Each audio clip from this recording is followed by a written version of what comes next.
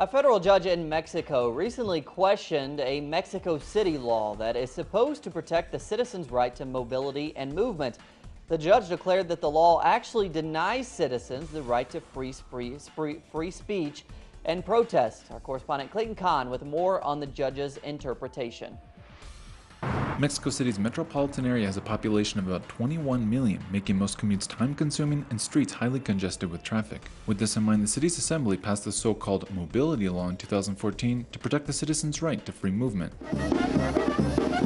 However, the legislation also obligates that a 48-hour advance notice of marches be given and stipulates the prohibition of using major thoroughways for demonstrations. This law validates a tendency of criminalizing protests and is a continuation of restricting political freedom, which are our rights. Yet in the growing climate of social indignation and heavy-handed state responses in Mexico, a federal judge ruled late last month that 3 articles of the law violate constitutional rights.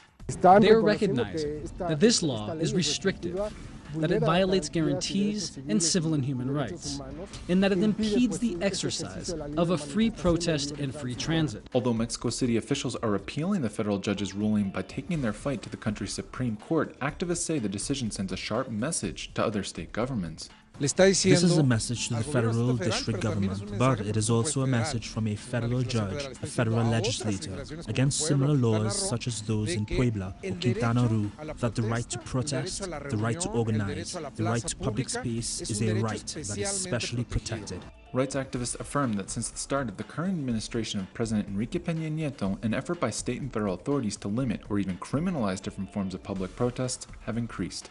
Clayton Kahn, Telesur, Mexico City.